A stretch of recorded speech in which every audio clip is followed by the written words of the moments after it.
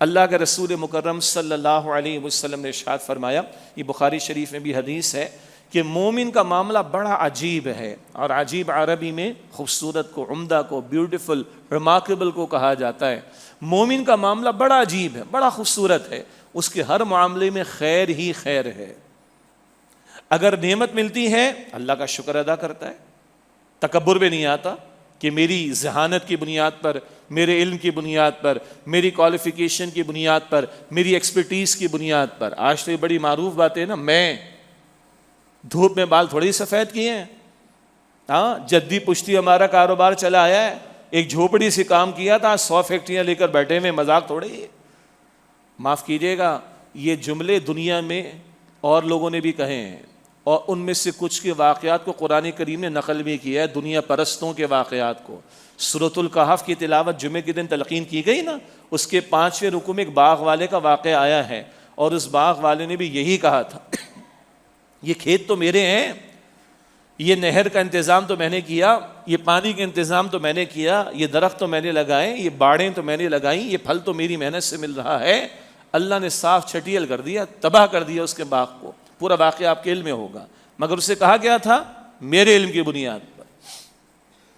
قارون کا واقعہ پڑھ لیں سورہ قصص کے 8ویں رکوع میں، کتنی دولت تھی، اس کے خزانوں کی چابیاں اٹھانا ایک بڑی جماعت کے لیے مشکل تھا، قرآن کریم بتاتا ہے سورۃ القصص کے 8ویں رکوع میں۔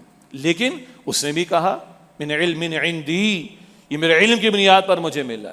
یہ دماغ کا خناس بڑے بڑے لوگوں کے دماغوں میں آیا، اور ان میں سے کچھ کا اللہ تعالیٰ نے ذکر قرآن کریم میں کر دیا، اور اس میں ہمارے لیے بڑی سبق آموزی ہے۔ تو اللہ کے پیغمبر نے کیا فرمایا علیہ السلام، مومن کا معاملہ بڑا عجیب ہے۔ دنیا پرست تو اپنے آپ کو ہی سب کچھ سمجھتا ہے، کسی کو خاطر میں نہیں لاتا، اور آج یہ نظارے آپ کو ہر پروفیشن میں نظر آ جائیں گے۔ بزنس کمیونٹی میں دیکھ لیں، کارپوریٹ سیکٹر کے اندر دیکھ لیں، فائنانس کی فیلڈ میں دیکھ لیں، میڈیکل کی فیلڈ میں دیکھ لیں، ذرا کوئی پوزیشن مل گئی، ذرا کوئی ریسرچ میں کامیابی ہو گئی، ذرا کچھ حاصل ہو گیا، ذرا کسی منصب پر آ گئے، کسی کو خاطر میں نہیں لاتے۔ اور اللہ معاف کرے کہ کبھی لگتا ہے کہ گردن میں سریا آ گیا ہے تکبر کا، اللہ حفاظت فرمائے۔ اور یاد ہے جب لفظ تکبر آئے زبان پر تو اللہ کی شان ہے کہ المتکبر اللہ کی ذات ہے، اور اللہ کے پیغمبر نے فرمایا علیہ السلام، جس کے دل میں رائی کے دانے کے برابر بھی تکبر ہوگا وہ جنت میں داخل نہیں ہوگا۔ آج تو میڈیا پر ہر بندہ اپنی ذات میں کچھ بنا ہوا ہے۔ 6 سال کا بچہ بھی میں پشاور میں پروگرام میں تھا، قرآن حکیم کے سلیبس کی ایک اورینٹیشن، ایک تعارف کا پروگرام تھا، ایک بڑا پیارا سا بچہ سامنے بیٹھا، تو اس کی میں نے دلجوئی کے لیے نام پوچھا، اس نے بڑے سٹائل میں اپنا نام بتایا، اور اس کے آگے کہتا ہے میں موٹیویشنل اسپیکر، اتنے میرے لائکس ہیں، اتنے میرے ویورز ہیں، اتنے میرے فالوورز ہیں۔ میں نے کہا انا للہ و انا الیہ راجعون۔ 6 برس کے بچے کو ہم نے کہاں تک پہنچا دیا ہے؟ تو ذرا سمجھیں، کچھ یہ میچور ہوگا تھوڑا، کچھ مل بھی جائے گا تو کہاں کھڑا ہوگا یہ؟ تو حضور فرماتے علیہ السلام مومن کی شان بڑی عجیب ہے، اس کے ہر معاملے میں خیر ہے، نعمت ملے گی اللہ کا شکر ادا کرے گا اللہ کی طرف۔ سبحان اللہ، اس کائنات میں اللہ نے سب سے بڑھ کر کس کو عطا کی ہے؟ کون ہے؟ محمد مصطفیٰ صلی اللہ علیہ وسلم، ان سے بڑھ کر کوئی ہے؟ اور جب فتح مکہ ہو رہی ہے اور آپ داخل ہو رہے ہیں تو کیا کیفیت ہے داخلے کی؟ آج دنیا پرستوں کو دیکھیے، دنیا کے فاتحین کو دیکھیے، اور سارے عالم کو فتح کرنے والے محمد مصطفیٰ کو دیکھیے صلی اللہ علیہ وسلم۔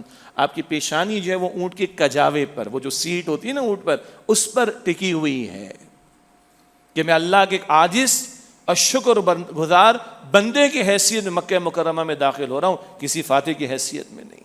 باقی کسی کی اوقات کیا ہے؟ جس ذات کو سب سے بڑھ کر اللہ نے نوازا، ان کے شکر گزاری کا عالم یہ ہے، ان کی عاجزی کا عالم یہ ہے، انکساری کا عالم یہ ہے، اللہ کی طرف متوجہ رہنے کا عالم یہ ہے، اللہ کی طرف ریفر کرنے کا عالم یہ ہے۔